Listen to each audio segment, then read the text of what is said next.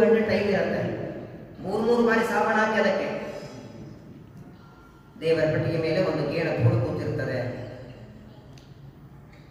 ದೇವರ ಪೂಜೆಗೆ ಟೈಮ್ ಇಲ್ಲ, ದೇವರಿಗೆ ಅರ್ಚನೆ ಮಾಡಲಿಕ್ಕೆ ಟೈಮ್ ಇಲ್ಲ, ಮಾಡಿದ ಪದಾರ್ಥಗಳ ದೇವರಿಗೆ ನೈವೇದ್ಯ ಮಾಡಿ ತಿನ್ನಲಿಕ್ಕೆ ಟೈಮ್ ಇಲ್ಲ.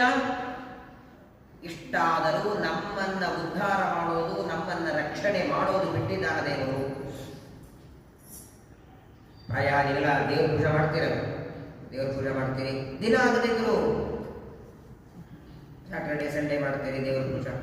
ಪ್ರತಿನಿತ್ಯ ದೇವರ ಪೂಜೆ ಮಾಡುವಾಗ ನಮ್ಮಲ್ಲಿ ಉಪಚಾರಗಳು ಎಷ್ಟು ಮಾಡ್ತಾರೆ ದೇವರಿಗೆ? ಷೋಡಶ.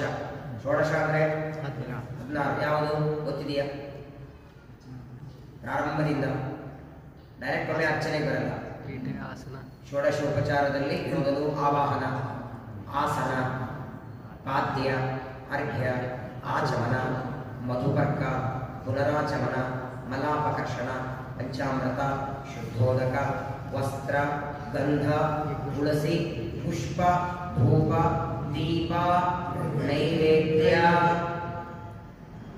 ಅದರ ಮೇಲೆ ಮಂಗಳಾರತಿ, ಅದರ ನಂತರದಲ್ಲಿ ಛತ್ರ, ಚಾಮರ, ವ್ಯಜನ, ನೃತ್ಯ, ಗೀತ, ವಾದ್ಯ, ಅನಂತರದಲ್ಲಿ ಕೊನೆಗೆ ಸಮರ್ಪಣೆ ಅಲ್ವಾ? ಷೋಡಶ ಉಪಚಾರ ಪೂಜಾ ಕರಿಷ್ಯೆ ಅಂತ ಮಂತ್ರಾಕ್ಷತೆ ಬಿಡ್ತೇವೆ. 16 ಎಷ್ಟು ಮಾಡಿರ್ತೀವಿ ನಾವು?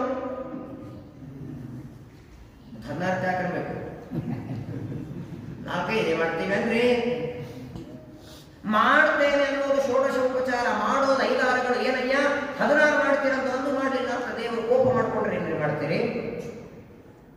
16 ಒಳಗೆ ಒಂದು 2-3 ಮಾಡಲ್ಲ. ನೃತ್ಯ, ಗೀತ, ವಾದ್ಯ ಎಲ್ಲಿದೆ ಹೇಳಿ? ಕೊನೆಗೆ ಏನಂತ ಬಿಡ್ತೀವಿ? ನೃತ್ಯ, ಗೀತ, ವಾದ್ಯ ಸರ್ವ ರಾಜೋಪಚಾರಾರ್ಥೆ. ಏಕಾದಶಿ ಉಪವಾಸ ಮಾಡಿ ದ್ವಾದಶಿ ಪಾರಣೆ ನಿಮ್ಮನ್ನ ಯಾರಾದ್ರೂ ಮನೆ ಕರೀತಾರೆ, ಎಲೆ ಹಾಕ್ತಾರೆ, ಚಟ್ನಿ ಸಲುವಾಗಿ ಚಟ್ನಿ ಅರ್ಥ ಅಕ್ಷತಾಂ ಸಮರ್ಪಯಾಮಿ, ಕೋಸಂಬರಿ ಅರ್ಥ ಅಕ್ಷತಾಂ ಸಮರ್ಪಯಾಮಿ, ಗಂಜಿ ಅರ್ಥ ಅಕ್ಷತಾಂ ಸಮರ್ಪಯಾಮಿ, ಸರ್ವ ರಾಜ ಪದಾರ್ಥಾರ್ಥೆ ಅಕ್ಷತಾಂ ಸಮರ್ಪಯಾಮಿ. ಕೃಷ್ಣ ಆಚರೆ ತಗೊಂಡು ಮನೆ ಹೊರಡಬಹುದು.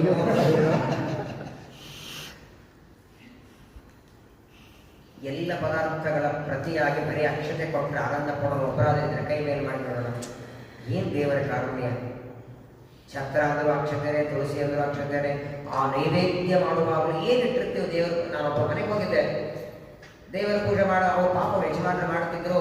ಆಚಾರ್ಯ ನೈವೇದ್ಯ ಮಾಡಲಾ? ಮಾಡಿಪ್ಪ ಅಂದೆ. ಪಾತ್ರೆ ತಂದು ಅನ್ನ ಪಾಯಸ ಇಟ್ಟು ನೈವೇದ್ಯ ಮಾಡ್ತಿದ್ದೆ. ನಾನು ಏನ್ ಪಾತ್ರೆ ಅಂತ ಕೇಳಿದೆ. ಅಯ್ಯೋ ಕಾಮೃತ ಆಚಾರ್ಯ ಅಂದ್ರು.